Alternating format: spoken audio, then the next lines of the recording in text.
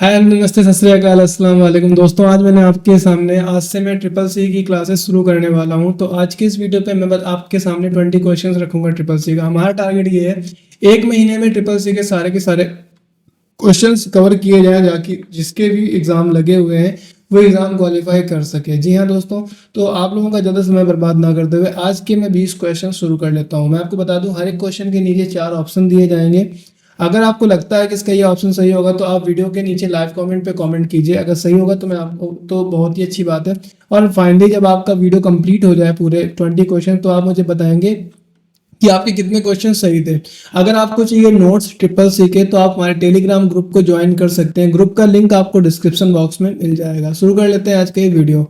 तो पहला क्वेश्चन हमारा आपके स्क्रीन पर आ चुका है। सीपीयू का पूरा नाम क्या है? सीपीयू का पूरा नाम क्या है? ऑप्शन आपके सामने 4 दिए गए हैं। Central processing unit, computer processing unit, central power unit और central processing unit, control processing unit. तो मैं इसका आपको बताना है सही ऑप्शन कौन सा है। अगर मैं किसी गलत ऑप्शन पे क्लिक करूंगा तो रेड कलर से बन के आएगा, और अगर मैं सही ऑप्शन पे क्लिक करूंगा तो ग्रीन आएगा। मैं आपको दिखाता हूँ, ये तीनों ही गलत है इसलिए रेड आ रहा है, बट जैसे ही मैंने सेंट्रल प्रोसेसिंग यूनिट पे क्लिक किया तो ये ग्रीन कलर आ गया।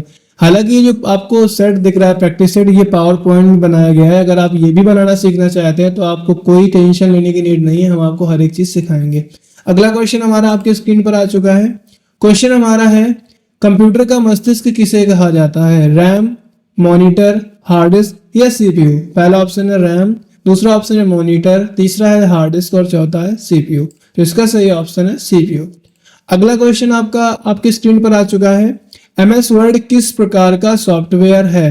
पहला ऑप्शन है ऑपरेटिंग सिस्टम, दूसरा ऑप्शन है वर्ड प्रोसेसर, तीसरा ऑप्शन है प्रोग्रामिंग लैंग्वेज और चौथा ऑप्शन है यूटिलिटी सॉफ्टवेयर। ठीक है, तो आपको बताना है इन चारों में से कौन सा सही है। तो मैंने आपके सामने 4 ऑप्शन दिए हुए हैं, 4 विकल्प हैं। अगर मैं इस पर क्लिक करूं तो ये रेड है, बट फाइनली इसका सही ऑप्शन है वर्ड प्रोसेसर।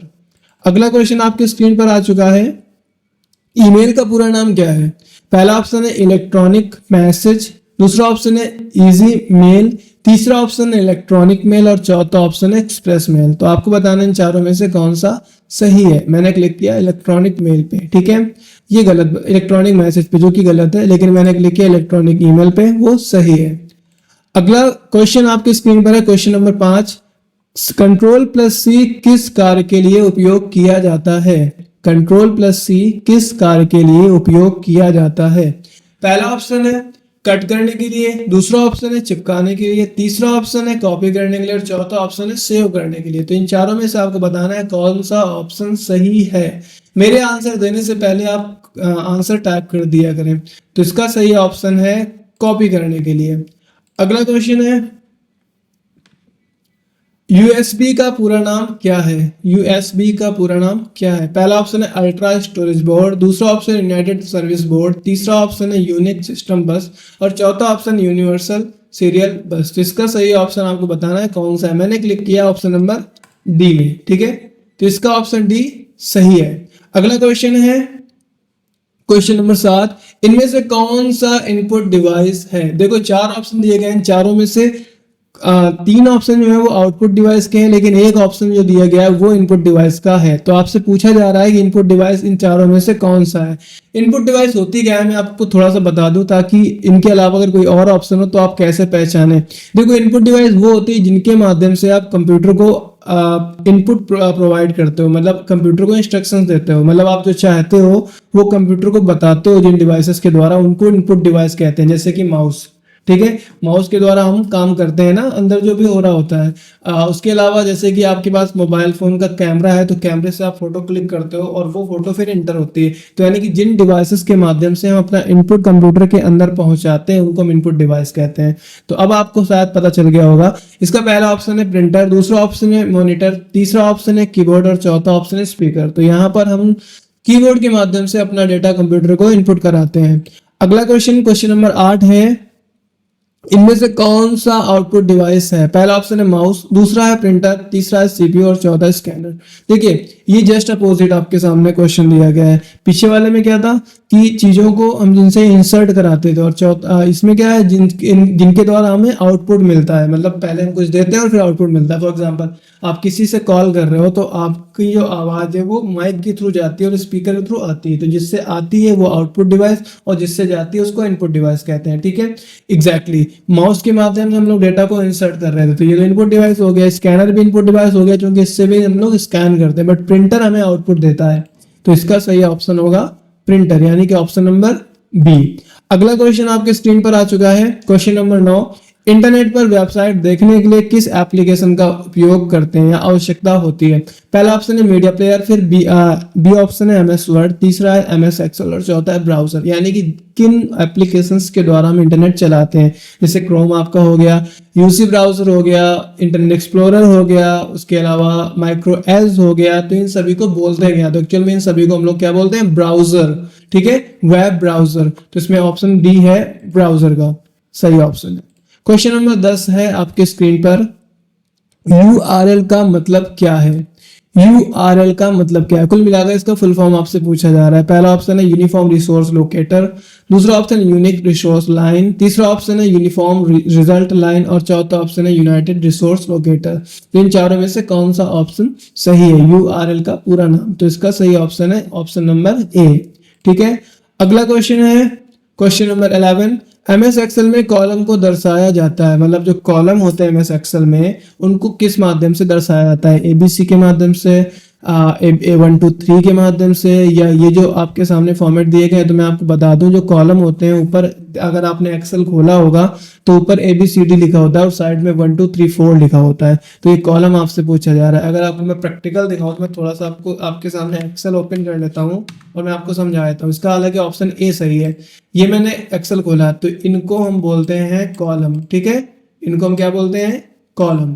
और ये जो होती हैं वो रो कहलाती हैं। तो ये जो आपसे पूछा जा रहा है ये कि इनको हम कैसे दर्शाते, तो ऊपर ABC के फॉर्म में दर्शाया जा रहा है, तो इसका ऑप्शन हो जाएगा ABC। ठीक है, नेक्स्ट क्वेश्चन है आपकी स्क्रीन पर, क्वेश्चन नंबर 12। किस फाइल एक्सटेंशन का उपयोग एमएस वर्ड दस्तावेज के लिए किया जाता है? कुल मिलाकर वर्ड का एक्सटेंशन नेम पूछा जा रहा है, तो एमएस वर्ड का एक्सटेंशन नेम क्या होता है? 4 ऑप्शन है। पहला है .xls, ये आपका एक्सेल का होता है एक्सटेंशन नेम, ये दोनों सेम हो गए हैं। .pdf और लास्ट ऑप्शन है .docx, तो इसका सही ऑप्शन है .docx। वर्ड का जो एक्सटेंशन नेम होता है वो .docx होता है।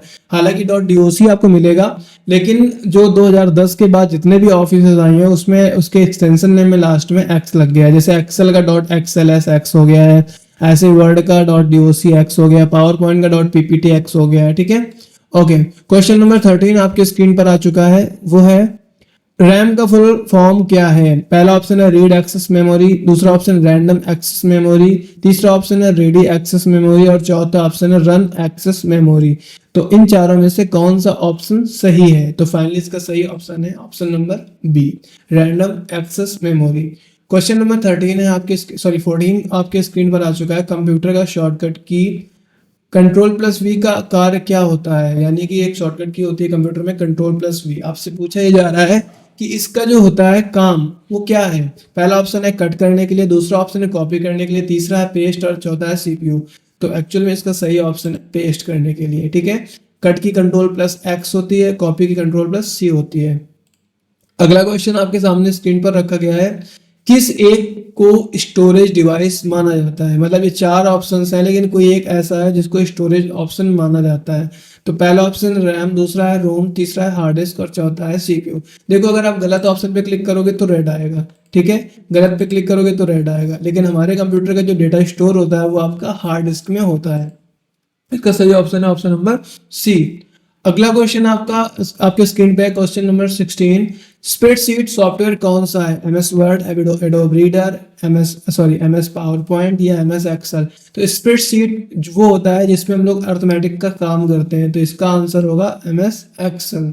ठीक है, अगर एमएस एक्सेल में होता है तो लिब्रे ऑफिस में कैल्क होता है, तो लिब्रे ऑफिस का कैल्क, एमएस ऑफिस का एमएस एक्सेल और जो आपकी गूगल शीट्स वगैरह आती हैं, Google form, Google sheet, Google DOC x documents, तो वहाँ पर गूगल शीट आपका हो जाता है।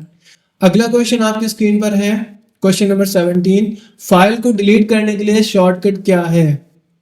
Ctrl+D delete, Shift+Delete, Alt+D। देखो एक डिलीट होता है, इसके लिए क्या होता है, फाइल को सेलेक्ट करके डिलीट कर सकते हैं, और एक होता है Shift+Delete, इससे भी डिलीट होता है, और इससे होता है परमानेंट डिलीट। अगर आप चाहते हो हमेशा के लिए आपके कंप्यूटर से वो डिलीट ही हो जाए तो आप Shift+Delete करेंगे, और अगर आप सिंगल डिलीट करना चाहते हो तो इस पर क्लिक कर सकते हो। इसका सही ऑप्शन है Shift+Delete।